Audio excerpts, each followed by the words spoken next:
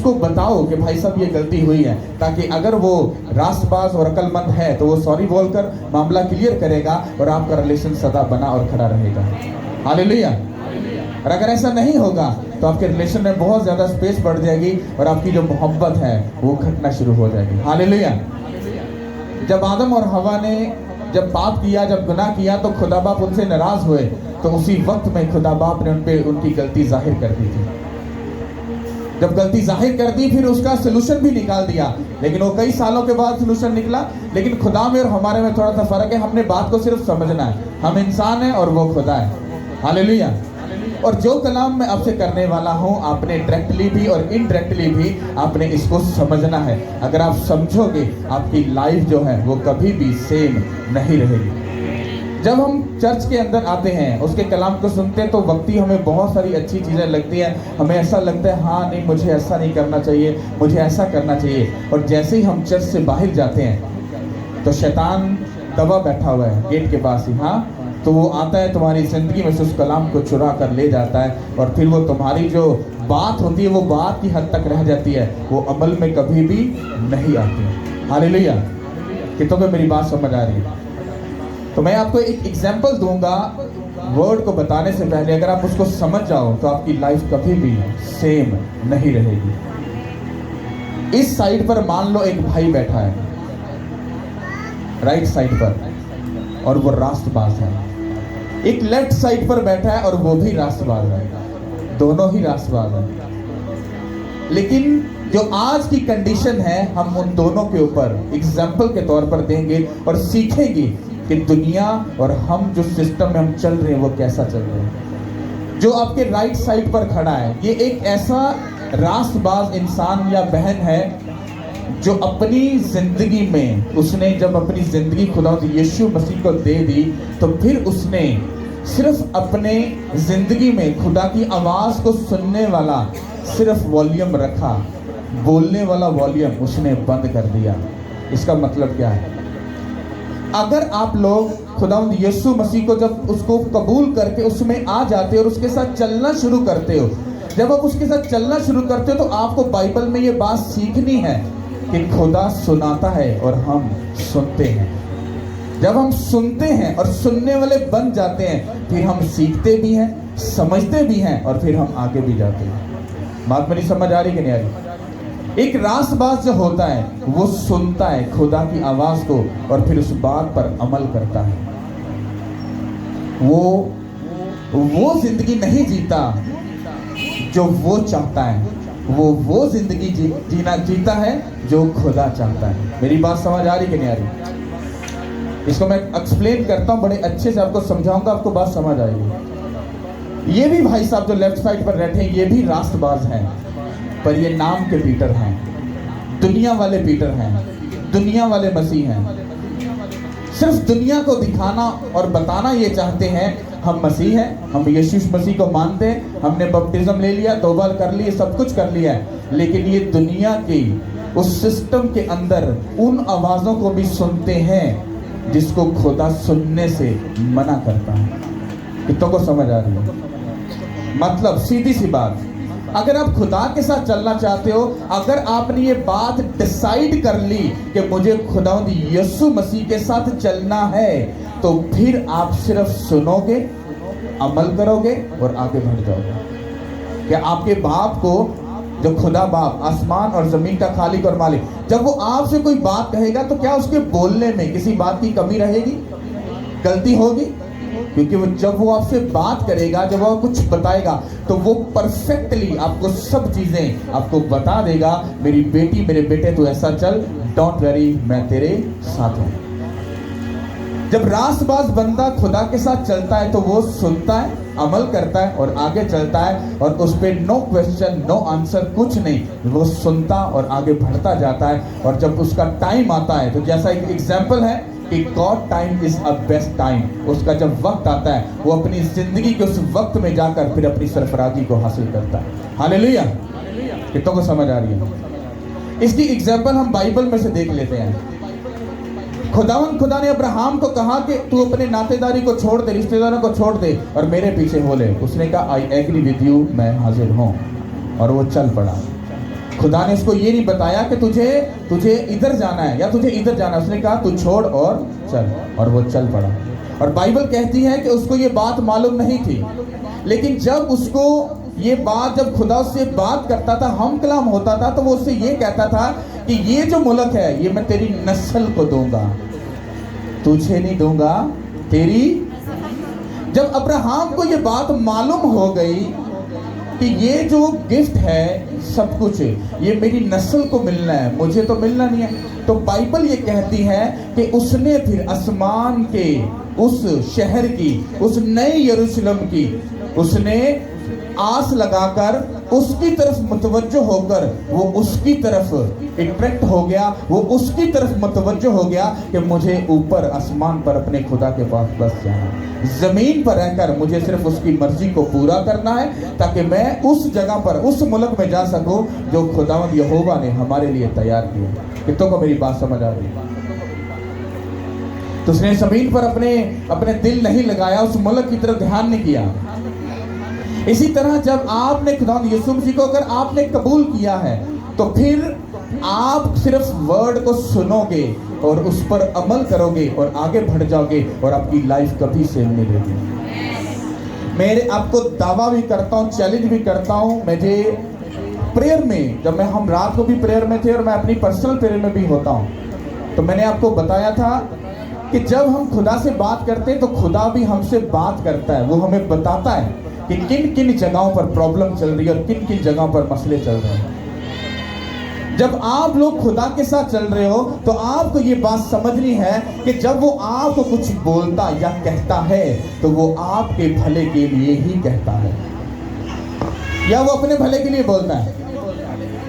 आप लोग कुछ उसे दे सकते हो? सोना, चांदी, इज्जत, शोहरत, क्या कुछ दे सकते हो उसको? हाँ बोलो, दे सकते हो? आपको ये बात मालूम है कि आप उसको कुछ नहीं दे सकते, फिर भी आप उन सब चक्रों में फंसते हो जो आपको मालूम है कि ये मुझे गुनाह की तरफ लेके जा रहा है। आप मानते हो उन बातों को, लेकिन जब मैं अपनी बात करता हूं, मुझे एक बात मालूम हो गई है अपनी जिंदगी में कि मुझे खुदावंद यीशु मसीह के पीछे चलना है। That's it. वो मुझे बढ़ाए या ना बढ़ाए, वो मेरा खुदा है और सदा खुदा रहेगा। मेरी प्रेयर कम नहीं होगी, मेरी फास्टिंग कम नहीं होगी, मेरी बाइबल रीडिंग कम नहीं होगी, और मैं गुनाह से सदा पूरी कोशिश करके मैं अपने आप को दूर रखूंगा और अपना बेस्ट खुदा को देता रहूंगा और वो सब काम करता रहूंगा जो खुदावंद यहोवा ने मुझे बोले। और मैं एक भी बार उससे ये नहीं कहूंगा कि खुदावंद मैंने इतना किया और तूने मेरे साथ, नहीं, मैं कुछ नहीं बोलूंगा। No question no answer. जिस दिन आप इस तरह की नेचर के बन जाओगे और सिर्फ आप अपनी जिंदगी में ये ठान लोगे कि मुझे सिर्फ सुनना है खुदा की बात को और आगे चलना है, आपकी जिंदगी इतनी आसान हो जाएगी, आपको मालूम भी नहीं है। जब आप अपनी जिंदगी को आसान बना लोगे, मतलब आसान देखना चाहते हो। कुछ लोग कहते हैं खुदा के साथ चलना बहुत मुश्किल है। ये बात गलत नहीं, ये सही है, लेकिन इसके ऊपर भी कुछ है। लेकिन जिस दिन आप ठान लेते हो कि मैं इस बात को पूरा डन करके लॉक कर देता हूँ, मुझे यीशु मसीह में सिर्फ जीना है, चाहे मुझे फायदा हो, चाहे मुझे नुकसान हो, चाहे कुछ भी हो, मुझे कोई फर्क नहीं पड़ता। जब आप इस नेचर के बन जाते हो, आपकी लाइफ मसीह में चलना आसान हो जाती है। कितनों को मेरी बात समझ आ रही है? हालेलुया। मैं इधर ध्यान करो, उसको छोड़ दो। समझ आ रही कि नहीं आ रही? अगर आप लोग अपनी लाइफ को खुदा में लेकर चलोगे और आप जब तक आप डन नहीं करोगे कि मैं उसके साथ अपने सारे दिल, अपनी सारी जान, अपनी सारी अकल, अपनी सारी ताकत के साथ उसके साथ आप कमिटमेंट नहीं करोगे, आपको ये खुदा के साथ चलने वाला काम इतना मुश्किल लगेगा, आप कहोगे ये मेरे बस से बाहर है। लेकिन जब आप ठान लोगे, ठानने का मतलब आप डन कर दोगे, आप डिसाइड कर लोगे मुझे गाली निकालने वाले के साथ नहीं बैठना है, दैट्स इट, बात खत्म होगी, आसान होगी जिंदगी। आपको मालूम है आपको चुगली नहीं करनी है, आपकी जिंदगी आसान होगी। आपको मालूम है मेरी प्रेयर के अलावा मेरी जिंदगी है ही कोई नहीं है। तो जैसे जैसे आप चीज़ों को सिलेक्ट करते जाओगे, आपकी लाइफ जो है आसान होती जाएगी। लेकिन जब वो हाय हुण 3 घंटे बह के कौन प्रेयर करेगा यार, हुण दोस्ते 2 दफा रोजा कौन रखेगा यार, 2 घंटे बह के बाइबल को जब आप ऐसे नेचर के हो जाओगे, आपको ये काम जो है खुदा के साथ चलने वाला इतना मुश्किल लगेगा, इतना मुश्किल लगेगा कि आप उसको काम को कभी पूरा नहीं कर पाओगे। सिंपल सी बात है ना भाई साहब, मुझे दोस्त नहीं बनाना है, दैट्स इट, खत्म कहानी खत्म। मेरी वाइफ है, मेरे बच्चे हैं, मैं खुश हूँ, दैट्स इट, मुझे इस चक्कर में नहीं फंसना गलत में, हाँ तो मैं खुश हूँ। लेकिन जब दिल के अंदर, सोच के अंदर कुछ है, तो इसका मतलब है आप ये वाले क्रिश्चियन नहीं हो, आप ये वाले क्रिश्चियन हो जो सब सिस्टम को भी रखना चाहते हो और यीशु मसीह को भी साथ में रखना चाहते हो, और कभी भी एक नल से 2 पानी नहीं बह सकते। हालेलुया। ये जो मैंने आपको एग्जाम्पल दी है, ये क्यों दी है? मैं आपको सच बोल रहा हूँ, आपको ये बात बुरी लगे, गलत लगे, मुझे फर्क तो नहीं पड़ेगा। पता क्यों? क्योंकि जो बात खुदावंद कहने को बोलते हैं मैं उसको बोल देता हूँ। आप लोग अभी भी खुदावंद यीशु मसीह को कबूल करके उसके साथ अपनी रिलेशन को जोड़कर अभी भी उसके साथ सीरियस नहीं हो, अब अभी भी सीरियस नहीं हो। मैं एक बंदा, मेरा आपसे ये चैलेंज है, पर मैं यीशु मसीह में हमेशा ये चैलेंज करता हूँ, मैं कभी अपने बल पर नहीं करता, क्योंकि मैं अपनी एबिलिटी जानता हूँ मैं कितना अक्लमंद हूँ। मुझे मालूम है 4 लोगों में जब खड़ा होता तो मेरी टांगें कांपती थी, तो मुझे अपनी एबिलिटी की पावर का पता है कि मुझे में कितनी पावर है। लेकिन जब मैं एक बात बोलता हूँ ना कि मैं चैलेंज करता हूँ, तो ये याद रखना ये प्राउड नहीं है। उस चैलेंज के पीछे मैं हमेशा एक बात मैंने अपनी प्रेयर रूम में सदा बोल कर आता हूँ, खुदावंद यीशु जब मैं चैलेंज बोलूँ तो मैं इसलिए बोल रहा हूँ क्योंकि मैं तुझ में रहकर, तेरे कदमों में रहकर ये बात बोल रहा हूँ। हालेलुया। अगर आप पर्सनल मेरे साथ सब लोग बैठ जाओ, आपकी ऐसी मिस्टेक्स निकलेंगी जो आपको यीशु मसीह के कामों को करने से और उसके साथ चलने में कई जगह पर रोक रही है। आपको मालूम नहीं है, आप लोग समझ रहे हो सब कुछ अच्छा है और बेहतर है। आपको मालूम है रास-बास की जिंदगी कितनी भी सख्त क्यों ना हो, उसका जो एंड है वो यीशु मसीह है। लेकिन जो दुनिया को भी और यीशु मसीह को भी रखना चाहता है, उसका एंड यीशु मसीह नहीं है, उसका जो एंड है वो शैतान है। हालेलुया। आपको कुछ बीमारियां और कुछ परेशानियां और कुछ ट्रबल का तो मालूम ही नहीं है कि वो हमारी जिंदगी में काम क्यों कर रही हैं, आपको मालूम ही नहीं है। और आपको बस इतना लगता है प्रेयर तो कर रहे हैं, सब कुछ कर रहे हैं, पास्टर जी सब कुछ तो फिट चल रहा है, पर चेंज कुछ नहीं हो रहा। नहीं, आप सीरियस नहीं हो अभी खुदा के साथ। हालेलुया। मैंने इस बात को समझने मुझे वक्त लगा, लेकिन जब मैं इस बात को समझ गया हूं कि मुझे खुदावंद यीशु मसीह के साथ जीना है, तो मेरी जिंदगी आसान। मैं कहता हूं दुनिया में इससे ज्यादा आसान काम है कोई नहीं। कुछ लोग कहते थे लो पादरी की कर देने, बैठे ही रहते ने, 2 घंटे प्रेयर कर लेंगे ने, 1 घंटा बाइबल पढ़ लेंगे ने, तो बस घरों नहीं निकलते, तो बस बैठे रहते ने, होर क्यों करते ने। मैंने कहा भाई साहब चर्च में आ जाओ, थोड़ा सा टाइम स्पेंड करो, तुमको नानी भी याद आ जाएगी और साथ में दादा भी याद आ जाएगा। हाँ, हालेलुया। ये काम सच में बहुत मुश्किल है, पर मुझे नहीं अब लगता। पता क्यों? क्योंकि मैंने इसके साथ एंगेजमेंट कर लिया, दैट्स इट। मैं इसको छोड़ नहीं सकता, दैट्स इट। हालेलुया। तुम्हारी मंगनी तो हो चुकी खुदावंद यीशु मसीह के साथ, पर तुम अभी भी बाहर डेटे मारते हो, अभी भी बाहर चक्कर है तुम्हारा। आपको मालूम है आपकी सच में खुदावंद यीशु मसीह के साथ एंगेजमेंट हुई है। कितनों को बात ये मालूम है? यहूदी लोग, उनमें निकाह वाला कॉन्सेप्ट आई डोंट नो, मैं इतना डीप नहीं जानता, बस मैं इतना जानता हूँ कि वो लोग जब मैरिज करते हैं तो वो मंगनी करते हैं, और मंगनी जो है वो तकरीबन 95% वो मैरिज हो चुकी होती है। मंगनी जब हो जाती है तो जो दूल्हा होता है वो चला जाता है, और दुल्हन को ये बोल कर जाता है। दूल्हा क्यों चला जाता है? वो इसलिए चला जाता है, वो अपनी दुल्हन के लिए जाकर एक घर तैयार करता है। क्या करता है? और दुल्हन को बोल के जाता है कि मैं किसी भी टाइम आ सकता हूँ, बस तू रेडी रहना। हो सकता है उसको घर बनाने में साल लगे, 6 महीने लगे, 10 साल लगे, 5 साल लगे, कोई मालूम नहीं है, पर दुल्हन को 24 आवर उसको तैयार रहना पड़ेगा, मेरा दूल्हा किसी भी टाइम आ सकता है। इसी तरह से जीसस क्राइस्ट के साथ हमारी मंगनी हो चुकी है। जब वो गए, उसने कहा कि मैं बाप के पास जाता हूं, तुम्हारे लिए क्या तैयार करने हैं? हाँ क्यों? क्योंकि जब वो अपनी दुल्हन को लेके जाएगा उन्हें भाई बाहर ना थोड़ा सुटना है, वो उसको अपने साथ उस बेस्ट घर में रखेगा।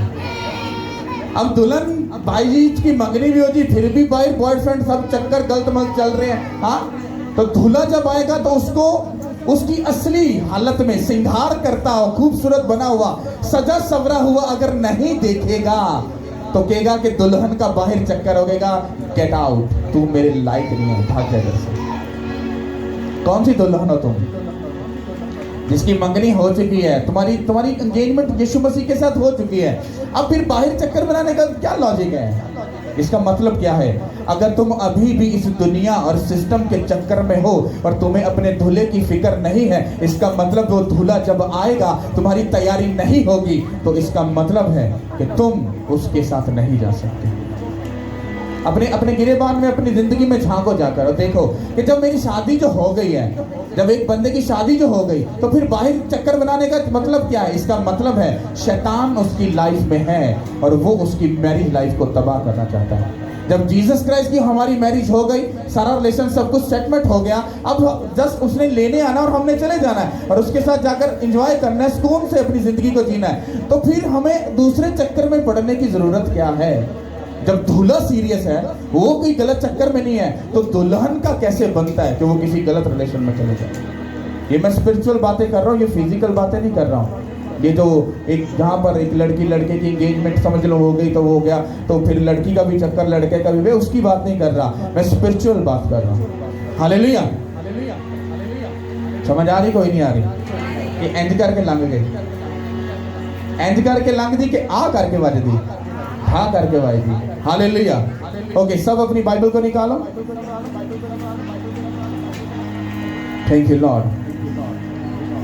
खुदावंद के पाक कलाम में से हम तज़ाद की किताब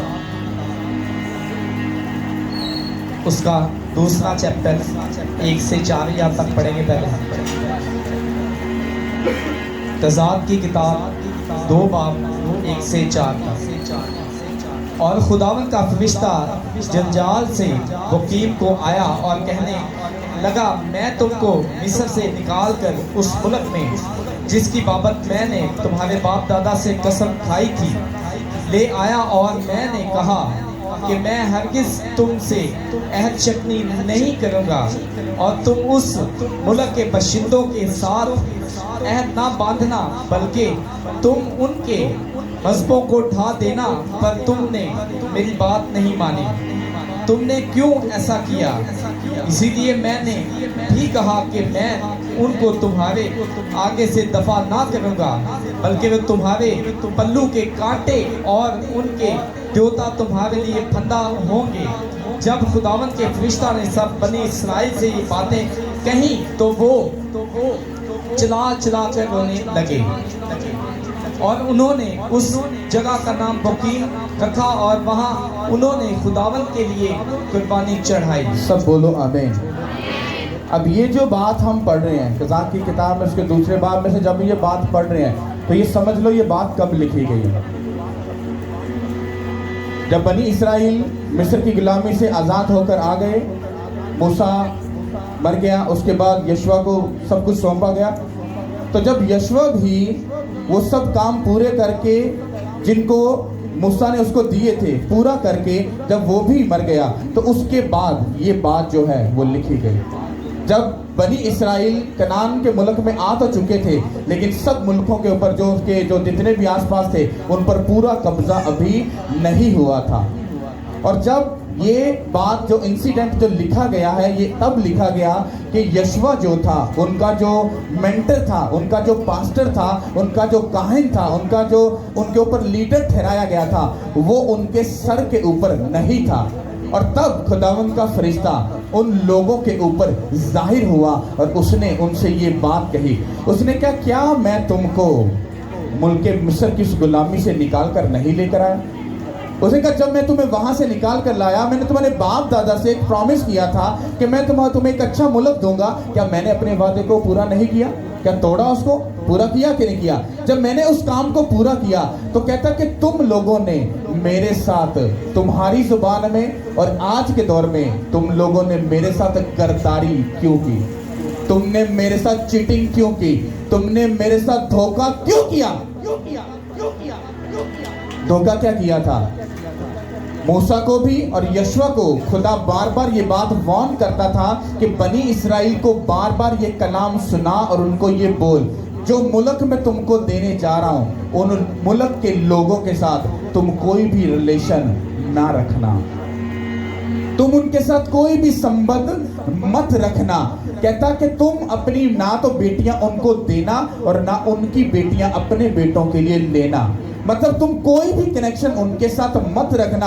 अगर तुम रखोगे तो कहता वो तुम्हारे लिए, तुम्हारे पल्लू के लिए, मतलब तुम्हारे लिए एक कांटा बन जाएंगे, तुम्हें हर वक्त वो चुभेंगे। कहता उनके जो देवता हैं वो तुम्हारे लिए फंदा बन जाएंगे। क्यों?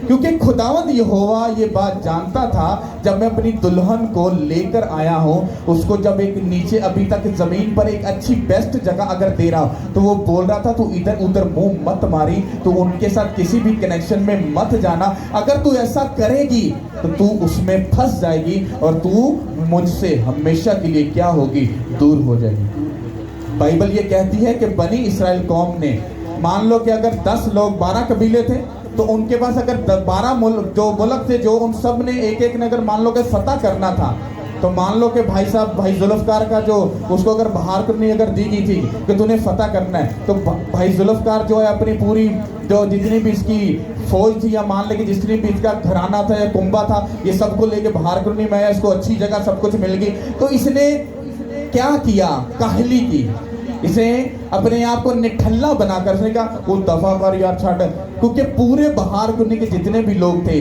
वो इसके ताबे होकर वो इसके साथ एक कनेक्शन में आ गए, इसके साथ मोहब्बत करने, और ये उसके चक्कर में फंसकर इसने उनके साथ एक रिलेशन बना लिया और इसने खुदा के हुक्म को क्या कर दिया, तोड़ दिया।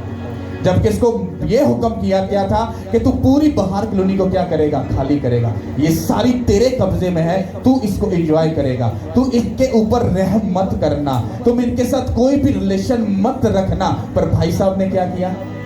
भाई साहब ने क्या, होने देना भी लड़ांगा, आउंदे ना भी लड़ांगा, डंडे सोटे चलेंगे, यार क्या होगा, छोड़ो, तो ऐसे ही सिस्टम चल रहा है, अच्छा तो अच्छा है। वक्ती कुछ भी नहीं हुआ, लेकिन बाइबल ये कहती है कि खुदा इसको छोड़कर वो साइड पर हो गया।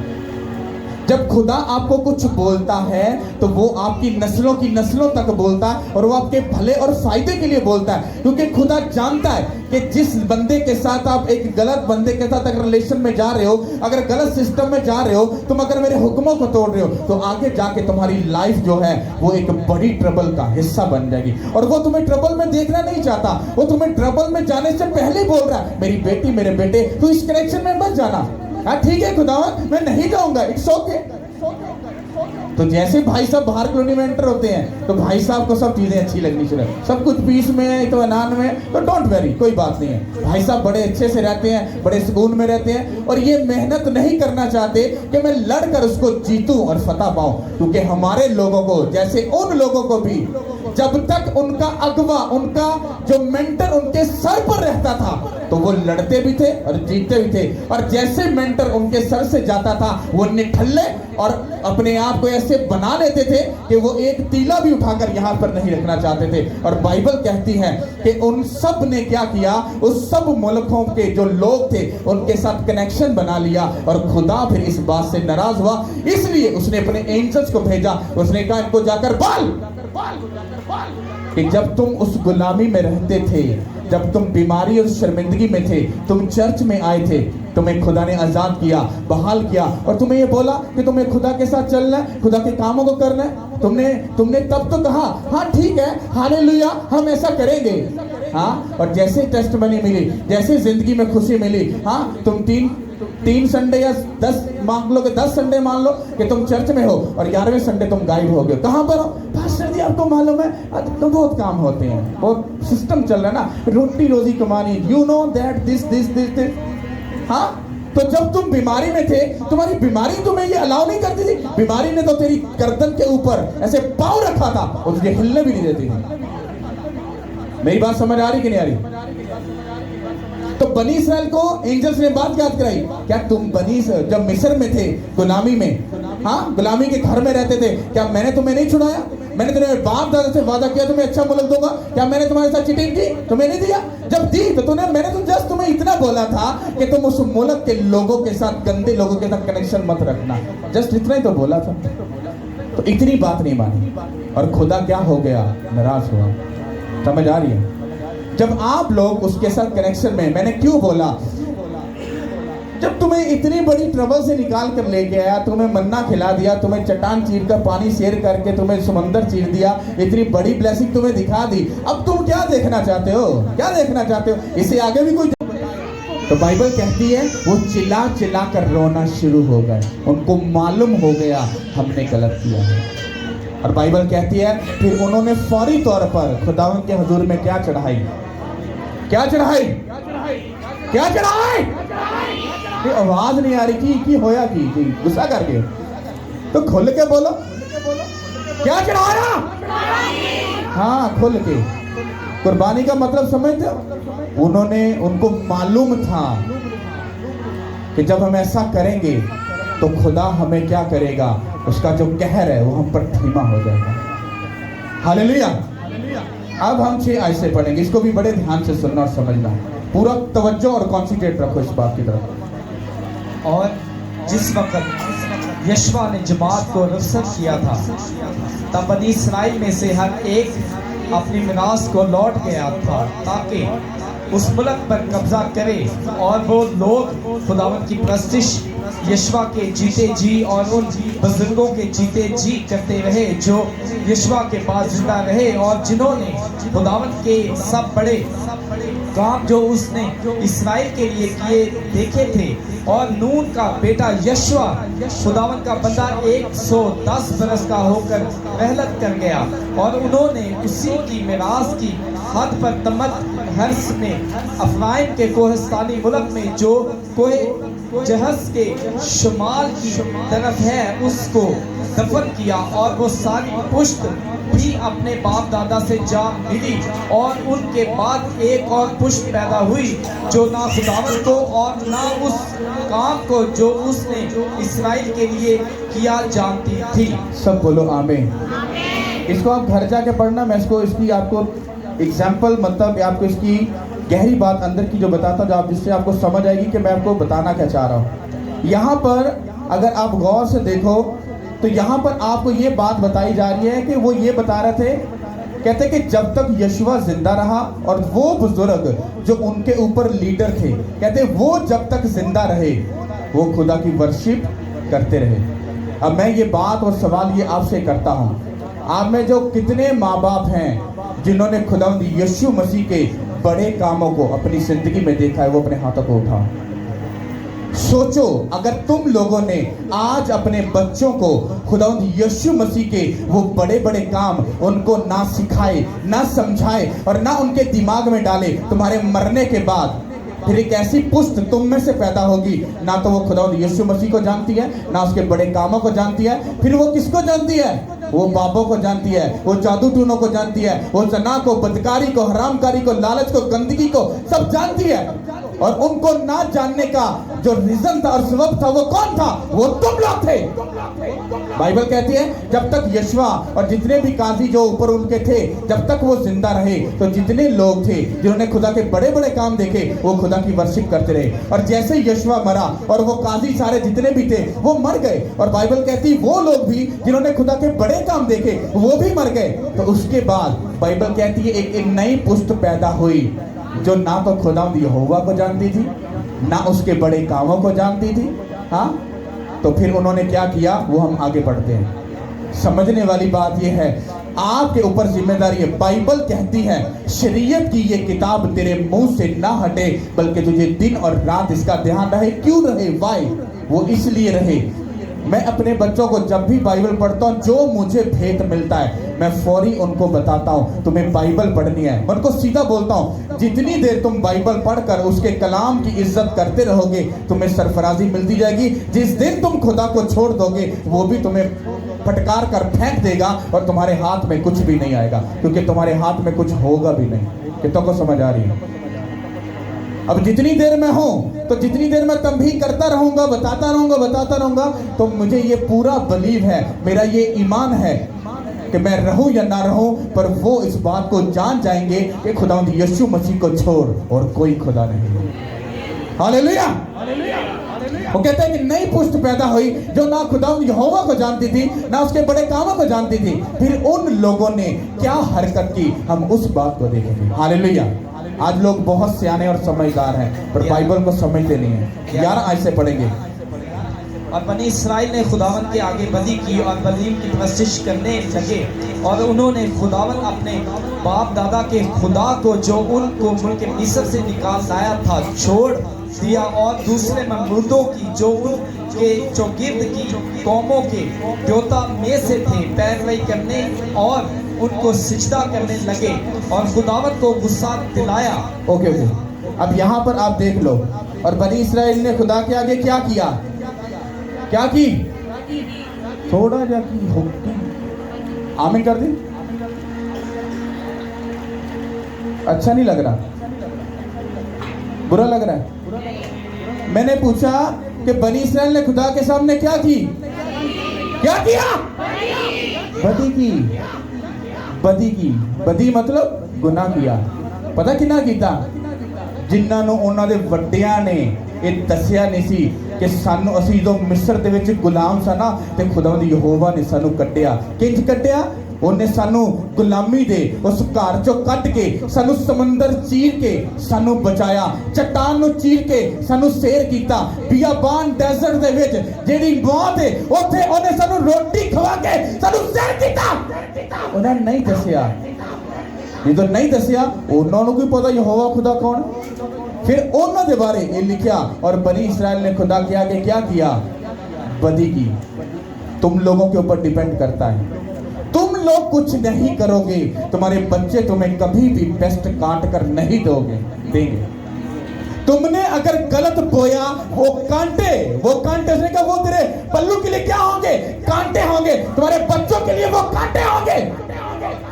और अगर तुम आज शैतान के साथ कनेक्शन जो बांध कर बैठे हो, वही शैतान तुम्हारे बच्चों के लिए वो फंदा बन जाएगा, और फिर वही बच्चे सब शैतान के पास ही जाएंगे जहां पर तुम जाओगे। हालेलुया। समझ आई कि नहीं। बनी इसराइल ने खुदा के आगे बदी की, और शैतान की वो क्या करना शुरू हो गए, वर्शिप। और उन्होंने खुदावंद अपने बाप दादा के खुदा को जो उनको मुल्क मिस्र से निकाल कर लाया था छोड़ दिया, और दूसरे ममलूकों की क्या करना शुरू हो गए, जो उन कौमों के इर्द गिर्द रहते थे। बाइबल हमेशा हमें हिंट देती और समझाती है। हालेलुया।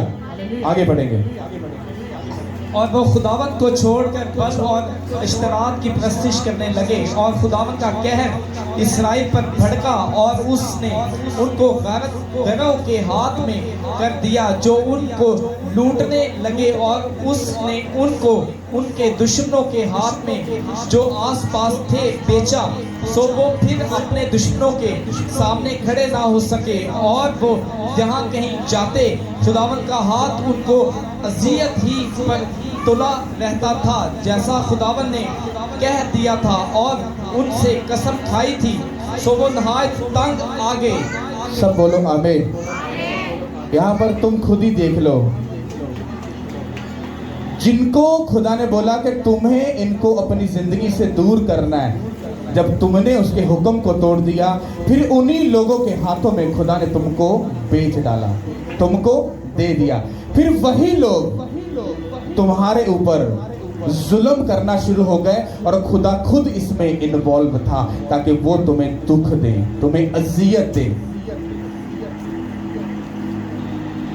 तुम यहाँ पर सरफराजी क्यों नहीं पा रहे, क्यों नहीं ऊंचे हो रहे, क्यों एक दूसरे की हर बंदा टांग खींच रहा है, क्यों सक्सेसफुल नहीं हो रहे, क्यों तुम उन सब के हाथ में हो जो तुम्हें जिल्लत और शर्मिंदगी और बेइज्जती देते हैं और बोलते हैं कौन सा यीशु, झूठा यीशु, कौन सी बाइबल, झूठी बाइबल। तो तुम्हें आगे से मालूम ही कुछ नहीं है। हमें जवाब क्या देना है, पता क्यों? क्योंकि ना तो तुम खुद इस बाइबल को पढ़ते हो और अमल करते हो, और ना अपने बच्चों को तरबियत देते हो। तुम बच्चों को ब्रांड देना चाहते हो, हाँ, एंड्रॉइड फोन देकर उनको पकड़ाकर अपने शरीक को ये बताना चाहते हो हमारे बच्चे के पास भी 2 लाख का मोबाइल है। Shame on you. हमें शर्म आनी चाहिए। वो 2 लाख का माल भाड़ में जाए। इतने जदीद दौर में मैं जितना कंट्रोल कर सकता हूँ मैं अपने बच्चों पर करता हूँ। मोबाइल को जस्ट वो जब मांगते हैं तो उनका बहाना एक ही होता है, हमें वर्शिप ढूंढनी है, हमें मीटिंग देखनी है। लेकिन फिर भी मैं वक्बा ब वक्बा उनको टोकता रहता हूँ और उनको छिड़कता रहता हूँ कि मोबाइल से दूर रहना, क्योंकि मुझे मालूम है वो उनको गलत राह पर लेकर जाएगा। बात समझ आ रही कि नहीं आ रही? तो अगर हम लोग उन बातों पर अमल नहीं करेंगे तो मैं आपको सच बोल रहा हूं, आप अपने आसपास के ही लोगों के हाथों में बेइज्जती और शर्मिंदगी को झेलोगे। और ये याद रखना, खुदा खुद इसमें इन्वॉल्व है, क्योंकि ये बाइबल कहती है। क्योंकि वो ऐसा खुदा नहीं अपने बच्चे पैदा करके, हाँ, जो उसने जमीन पर पैदा किए जिल्लत के लिए वो फेंक दे, वो ऐसा खुदा नहीं है। आप ही चीटिंग करते हो, आप उससे दूर जाते हो, फिर वो तुम्हारे दुश्मन के हाथ में तुम्हें अजियत दिलाकर तुम्हें ये याद दिलाना चाहता है कि क्या मैं तुझे तेरी बीमारी की गुलामी से, ज़िना की बीमारी की गुलामी से, क्या मैं तुझे छुड़ा कर नहीं लेके आया? मैंने तुझे जिंदगी और तुझे शिफा नहीं बख्शी। अब तो मेरी बेटी और मेरे बेटे बस मेरे साथ जिंदगी गुजारते हैं। तुमने बात नहीं मानी और खुदा का एंजल तुम पर भड़क उठा, लाइक जैसे मैं भड़क रहा हूं तुम पर, वो भड़क उठा। क्या तुम भूल गए जब तुम बीमारी और शर्मिंदगी में थे तुम्हें किसने बचाया? यीशु मसीह ने बचाया। आज तुम भूल गए हो। कल जब तुम फिर फंस जाओगे तो फिर जब तुम्हें एंजल जब डांटेगा, चलो खुदावन आप गलती, आप नहीं कुछ करता, मुझे माफ कर दे। जैसे तुम शिफा पाओगे तुम फिर उसी चक्रों में फंस जाओगे। समझ आ रही कि नहीं आ रही? बाइबल को जब पढ़ो तो उसको समझो कि बाइबल तुमसे क्या बात करती है। हालेलुया। उसने तुम्हें कुछ कहा, जस्ट कुछ नहीं कहा, सिंपल सी बात, तुम्हें मेरे साथ टाइम स्पेंड करना है, मेरे कामों को करना है। अरे खुदा का काम तुम नहीं करोगे तो क्या तुम्हारा परदादा या उसका भी दादा परदादा आके करेगा? वो तो मर गए। जिंदा कौन है? क्या मुर्दा खुदा का कोई काम करेगा? अरे वही करेगा जो जमीन पर जिंदा है। तुम जिंदा हो और तुम खुदा का काम करोगे। अगर तुम नहीं करोगे इसका मतलब ये तुम समझ जाओ कि तुम अपनी आत्मा में मर चुके हो और खुदा को फिर तुम्हारी कोई जरूरत नहीं। फिर तुम नाम के पीटर हो, फिर चाहे जिस मर्जी चर्च में जाकर तुम बाप बेटा पढ़ो और जो मर्जी करते रहो, कोई फर्क नहीं पड़ता। हालेलुया। आगे बढ़ेंगे। फिर खुदावन ने उन के लिए ऐसे काजी बर्पा किए जिन्होंने उनको उनके गारतगरों के हाथ से छुड़ाया, लेकिन उन्होंने अपने काजियों की भी ना सुनी, बल्कि और मबूदों की पैरवी में ज़ना करते और उनको सिजदा करते थे। और वो उस राह से जिस पर उनके बाप दादा चलते और खुदावन की फरमाबरदारी करते थे बहुत जल्द फिर गए और उन्होंने उनके से काम ना किए। और जब खुदावन उनके लिए काजियों को फरमा करता तो खुदावन उस काजी के साथ होता और उस काजी के जीते जी उनको उनके दुश्मनों के हाथ से छुड़ाया करता था। सब बोलो आमीन। फिर खुदावन ने उनके लिए ऐसे काजी मुहैया किए जिन्होंने उनको उनकी गारदगरी से क्या किया? हाथों से क्या किया? उनको छुड़ाया। लेकिन उन्होंने अपने अगुओं की भी ना सुनी। क्या कहा? उन्होंने अपने पास्टर की भी नहीं सुनी। खुदा ने एक पास्टर भेजा, हाँ, पहले काजी काहिन सारे थे, अभी आजकल पास्टर है, तो उसे पास्टर को भेजा। तो शैतान ने तो तुम्हारी पीएचडी पहले से करवा दिया है। क्या किया? तुम्हारी पीएचडी तुम्हें सर्टिफिकेट तो उसने पहले से दे दिया, हाँ, कि ऑल पास्टर सब क्या है? रॉन्ग है, गलत है। That's it. अच्छा, वो सारे गलत हो गए, तुम अच्छे हो, तो फिर भाई साहब तुम खुदा का बोझ उठा लो, तुम खुदा की रूहों को बचाने के लिए खड़े हो जाओ, कुछ तो करो। बाइबल कहती है कि खुदा जब कोई मेंटर उनके लिए खड़ा करता था तो वो इसलिए खड़ा करता था ताकि वो अपने लोगों को बचा सके। कहते उन्होंने उन पास्टर्स की, उन काजी, उन मेंटर्स की भी उन्होंने नहीं सुनी। आपको मालूम समझ पड़ रही है कि खुदा क्या बात कर रहा है? जब आप लोगों को कोई बात बोली जाती है तो ऐसा नहीं है कि खुदा खुद आकर एक झुंड में बोलेगा तुम सब ऐसा कर लो। नो, वो अपने वचन में से होकर तुमसे बात करता है। हालेलुया। उसने तुमसे बात की, उसने तुम्हें कहा कि मेरी बेटी मेरे बेटे तुझे ऐसा करना है। जब वो आपको कोई काम देता है, अगर आप एक ऐसा मसीह बनकर जिंदगी जीना चाहते हो जो रियल में रासबाज हो, आप में से कौन समझता है मैं रासबाज हूं? वो अपना हाथ उठाओ। आप में से जो रासबाज है पूरा हाथ उठाओ। ये कॉन्फिडेंस होना चाहिए आप में। नहीं हो तब भी उठाओ, क्योंकि वो आपको इस काबिल बना देगा। Don't worry. ऐसे निठल्ले बनकर हाथ नीचे मत करो, क्योंकि आपके बाप के पास ये ताकत है। वो गिरोहों को उठा सकता है यीशु के नाम के वसीला से। उसने आपको इसीलिए तो भेजा है कि वो आपको उठा सके, खड़ा कर सके, आपको ये कामिल बना सके, आपको रासबाज बना सके। जब आप रासबाज बनने के लिए जब तैयार होते हो तो वो आपको सिखाता है। कोई अपनी माँ के पेट में से बड़ा PhD करके नहीं आता भाई, वो दुनिया में आकर ही सीखता है। मैंने भी दुनिया में सीखा, आप भी दुनिया में सीखोगे। आज समझ नहीं आई, कल आएगी, कल नहीं आई, परसों आएगा, परसों नहीं तो चौथ कल आ जाएगी, लेकिन आएगी जरूर। हालेलुया। तैयार रहो जीतने के लिए, रासबाज बनने के लिए, क्योंकि उसने तुम्हें जीतने के लिए बुलाया है यीशु के नाम के वसीला से। उसने तुम्हें अपनी बेटी और बेटे के रूप में बुलाया है कि मेरी बेटी और मेरे बेटे तुम तैयार हो, क्योंकि मैंने तुझे जीतने के लिए, फतह पाने के लिए तुझे बुलाया है। मैंने तुझे दुम नहीं बल्कि सर बनाने के लिए उठा बनाया है यीशु के नाम के वसीला से। तुम आप खुद बन रहे हो, उसने आपके लिए ऐसा नहीं बोला, उसके अपने वचन में खुद लिखा है। उसने कहा मैंने तुम्हें दुम नहीं बल्कि सर ठहराया। दुम का मतलब होता है पीछे। अगर आप सर होते तो आप इस मुल्क में बहुत सारी ऊंची जगहों पर होते और आप इस मुल्क को सपोर्ट कर रहे होते और इस मुल्क में एक बड़ी बेदारी होती। सब अपने पुरपट से, सब अपनी जगह से बड़ी बड़ी बातें तो करते हैं, लेकिन क्या रिलाइवल है, क्या तब्दीली है इस मुल्क में? क्या है? सिर्फ तुम्हारे उस चिकिर्द में सब कुछ है। जब मैं खुदा से मांग रहा, खुदा मुझे अगर बढ़ाना चाहता है, आगे लेके जाना चाहता है, तो मुझे वो बोलने के लिए बोल जो तू चाहता है। उसके बाद मैं रहूं या ना रहूं वो बात मैटर नहीं करती, पर वो बात बोल।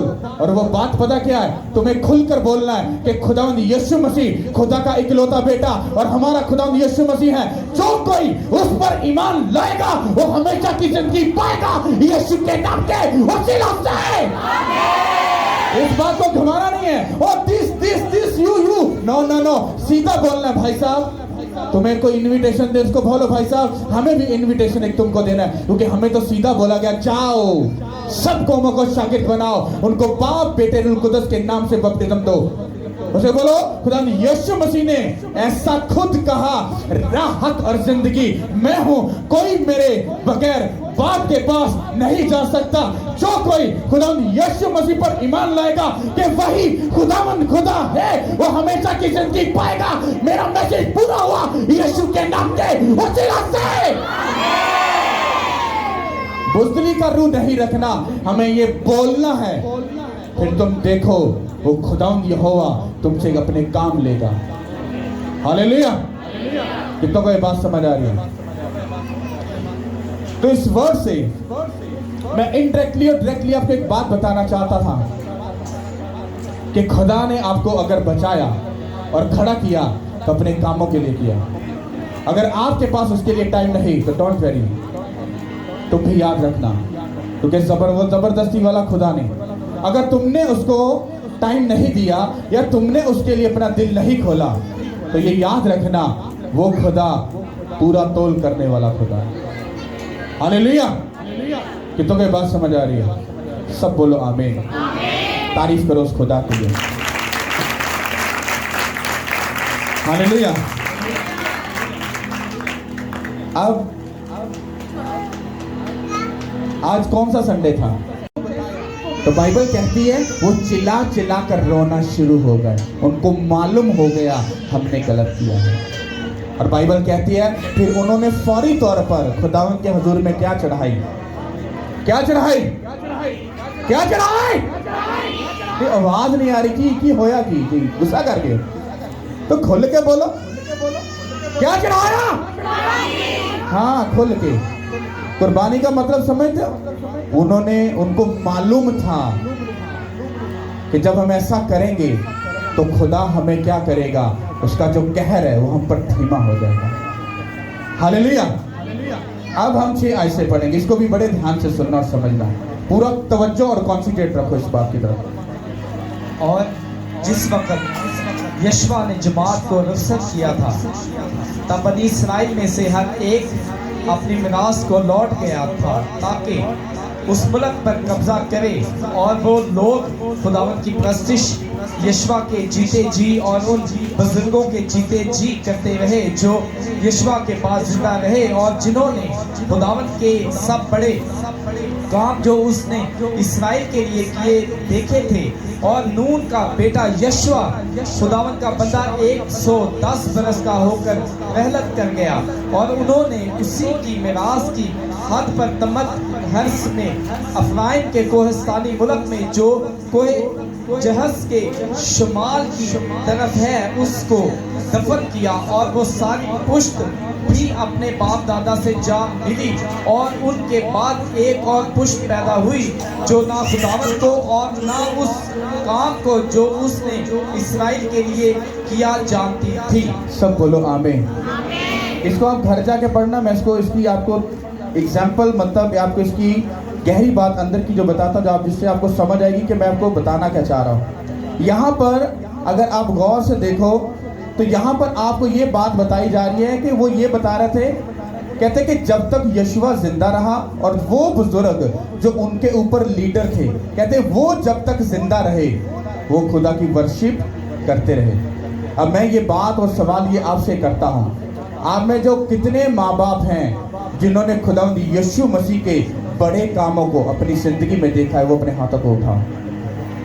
सोचो, अगर तुम लोगों ने आज अपने बच्चों को खुदावंद यीशु मसीह के वो बड़े बड़े काम उनको ना सिखाए, ना समझाए और ना उनके दिमाग में डाले, तुम्हारे मरने के बाद फिर एक ऐसी पुश्त तुम में से पैदा होगी, ना तो वो खुदावंद यीशु मसीह को जानती है, ना उसके बड़े कामों को जानती है। फिर वो किसको जानती है?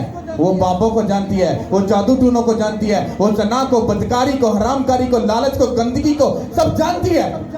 और उनको ना जानने का जो रीजन था और सबब था वो कौन था? वो तुम लोग थे। बाइबल कहती है जब तक यशवा और जितने भी काजी जो ऊपर उनके थे, जब तक वो जिंदा रहे तो जितने लोग थे जिन्होंने खुदा के बड़े बड़े काम देखे वो खुदा की वर्शिप करते रहे। और जैसे यशवा मरा और वो काजी सारे जितने भी थे वो मर गए, और बाइबल कहती वो लोग भी जिन्होंने खुदा के बड़े काम देखे वो भी मर गए। तो उसके बाद बाइबल कहती है एक नई पुश्त पैदा हुई जो ना तो खुदावंद यहोवा को जानती थी, ना उसके बड़े कामों को जानती थी।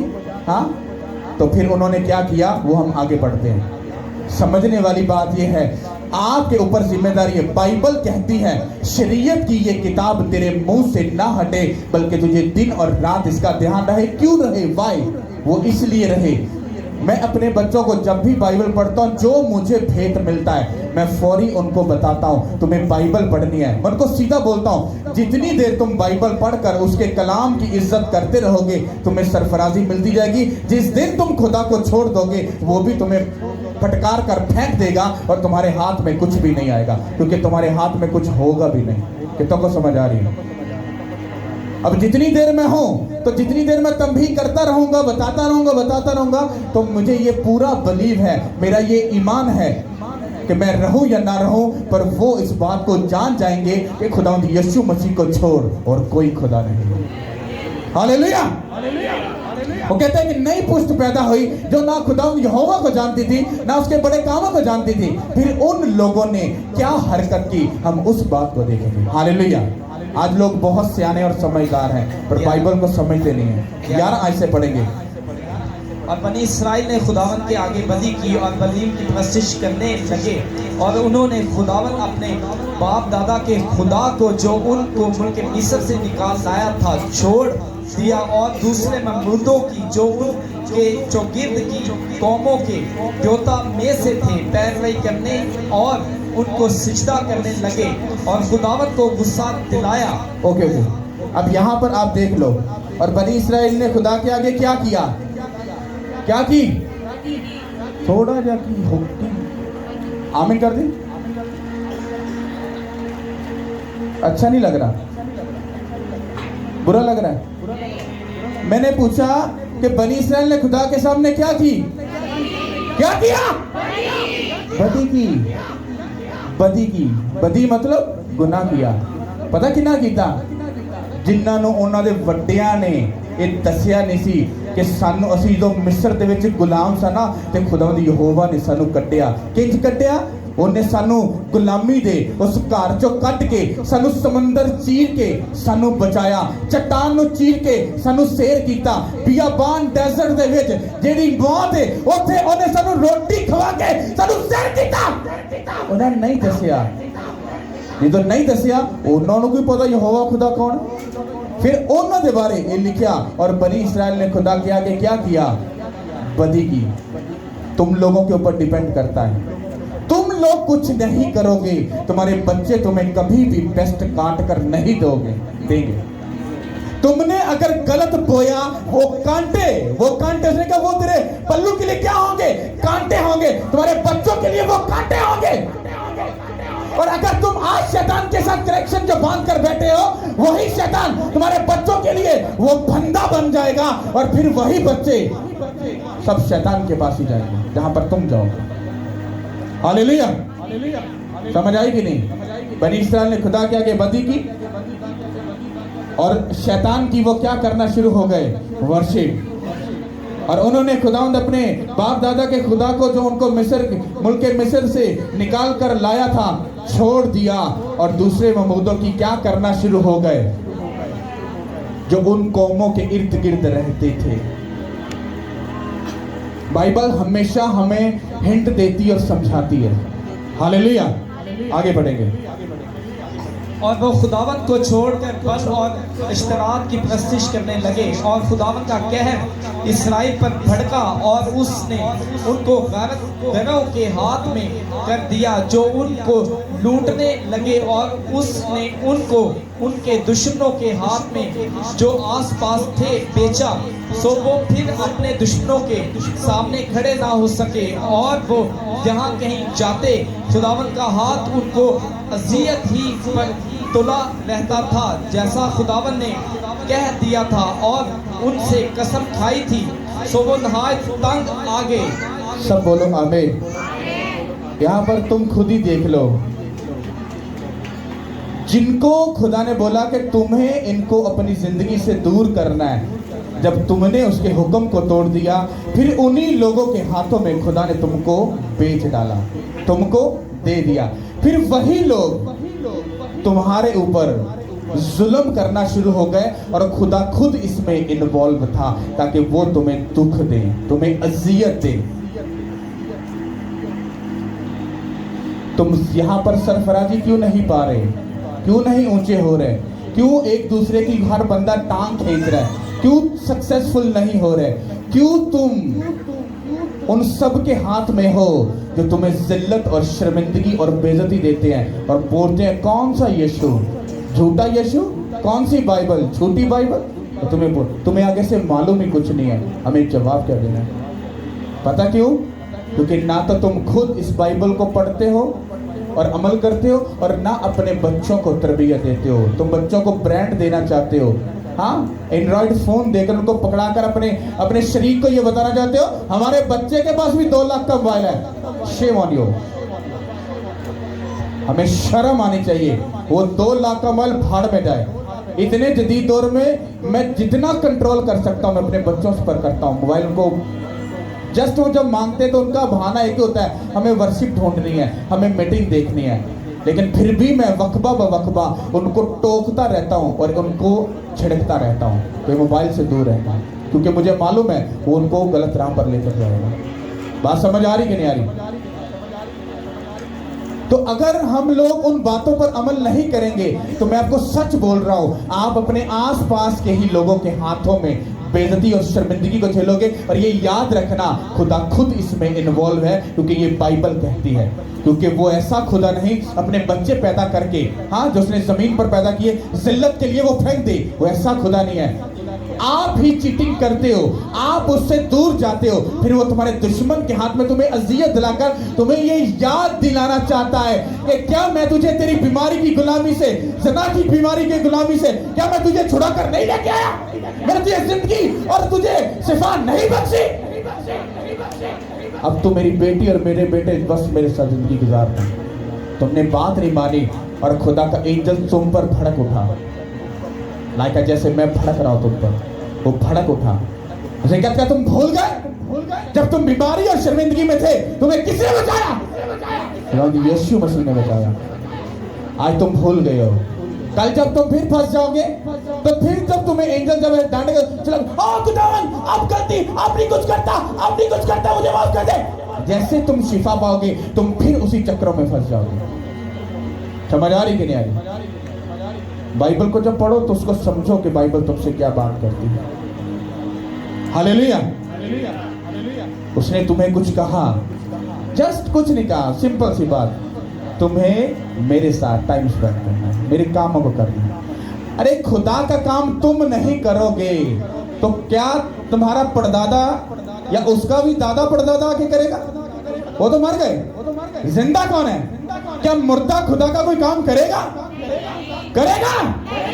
अरे वही करेगा जो जमीन पर जिंदा है। तुम जिंदा हो और तुम खुदा का काम करोगे। अगर तुम नहीं करोगे इसका मतलब ये तुम समझ जाओ कि तुम अपनी आत्मा में मर चुके हो और खुदा को फिर तुम्हारी कोई जरूरत नहीं। फिर तुम नाम के पीटर हो, फिर चाहे जिस मर्दी चर्च में जाकर तुम बाप बेटा पढ़ो और जो मर्दी करते रहो, कोई फर्क नहीं पड़ता। हालेलुया। आगे बढ़ेंगे। फिर खुदावन ने उन के लिए ऐसे काजी बर्पा किए जिन्होंने उनको उनके गारतगरों के हाथ से छुड़ाया, लेकिन उन्होंने अपने काजियों की भी ना सुनी, बल्कि और मबूदों की पैरवी में ज़ना करते और उनको सिजदा करते थे। और वो उस राह से जिस पर उनके बाप दादा चलते और खुदावंद की फरमाबरदारी करते थे बहुत जल्द फिर गए और उन्होंने उनके से काम ना किए। और जब खुदावंद उनके लिए काजियों को फरमा करता तो खुदावंद उस काजी के साथ होता और उस काजी के जीते जी उनको उनके दुश्मनों के हाथ से छुड़ाया करता था। सब बोलो आमीन। फिर खुदावंद ने उनके लिए ऐसे काजी मुहैया किए जिन्होंने उनको उनकी गारदगरी से क्या किया? हाथों से क्या किया? उनको छुड़ाया। लेकिन उन्होंने अपने अगुओं की भी ना सुनी। क्या कहा? उन्होंने अपने पास्टर की भी नहीं सुनी। खुदा ने एक पास्टर भेजा। हाँ, पहले काजी काहिन सारे थे, अभी आजकल पास्टर है। दूसरे पास्टर को भेजा तो शैतान ने तो तुम्हारी पीएचडी पहले से करवा दिया है। क्या किया? तुम्हारी पीएचडी तुम्हें सर्टिफिकेट तो उसने पहले से दे दिया। हाँ, कि ऑल पास्टर सब क्या है? रॉन्ग है, गलत है। That's it. अच्छा, वो सारे गलत हो गए, तुम अच्छे हो, तो फिर भाई साहब तुम खुदा का बोझ उठा लो, तुम खुदा की रूहों को बचाने के लिए खड़े हो जाओ, कुछ तो करो। बाइबल कहती है कि खुदा जब कोई मेंटर उनके लिए खड़ा करता था तो वो इसलिए खड़ा करता था ताकि वो अपने लोगों को बचा सके। कहते उन्होंने उन पास्टर्स की, उन काजी, उन मेंटर्स की भी उन्होंने नहीं सुनी। आपको मालूम समझ पड़ रही है कि खुदा क्या बात कर रहे हैं? जब आप लोगों को कोई बात बोली जाती है तो ऐसा नहीं है कि खुदा खुद आकर एक झुंड में बोलेगा तुम सब ऐसा कर लो। नो, वो अपने वचन में से होकर तुमसे बात करता है। हालेलुया। उसने तुमसे बात की, उसने तुम्हें कहा कि मेरी बेटी, मेरे बेटे, तुझे ऐसा करना है। जब वो आपको कोई काम देता है, अगर आप एक ऐसा मसीह बनकर जिंदगी जीना चाहते हो जो रियल में रासबाज हो, आप में से कौन समझता है मैं रासबाज हूं? वो अपना हाथ उठाओ। आप में से जो रासबाज है पूरा हाथ उठाओ। ये कॉन्फिडेंस होना चाहिए आप में। नहीं हो तब भी उठाओ, क्योंकि वो आपको इस काबिल बना देगा। Don't worry. ऐसे निठल्ले बनकर हाथ नीचे मत करो, क्योंकि आपके बाप के पास ये ताकत है। वो गिरोहों को उठा सकता है यीशु के नाम के वसीला से।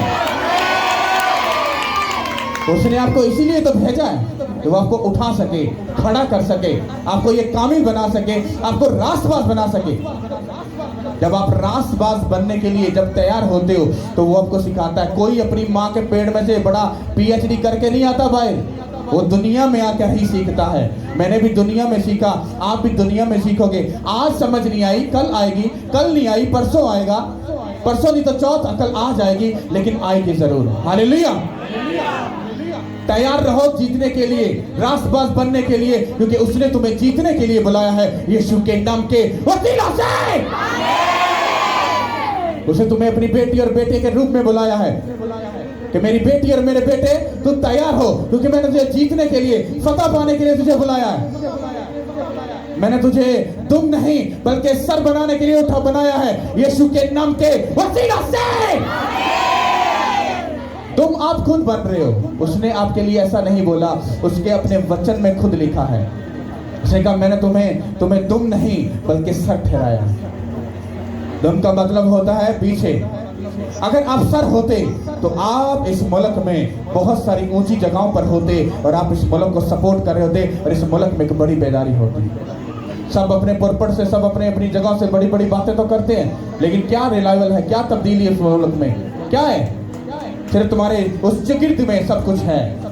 जब मैं खुदा से मांग रहा, खुदा मुझे अगर बढ़ाना चाहता है, आगे लेके जाना चाहता है, तो मुझे वो बोलने के लिए बोल जो तू चाहता है। उसके बाद मैं रहूं या ना रहूं वो बात मैटर नहीं करती, पर वो बात बोल।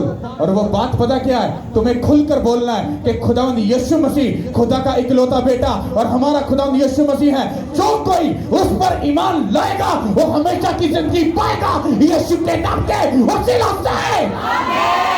इस बात को घुमाना नहीं है, और दिस यू नो, सीधा बोलना है। भाई साहब तुम्हें कोई इनविटेशन दे, उसको बोलो भाई साहब हमें भी इनविटेशन एक तुमको देना है, क्योंकि हमें तो सीधा बोला गया जाओ सब कौमों को शागिर्द बनाओ, उनको बाप बेटे रूह कुदस के नाम से बपतिस्म दो।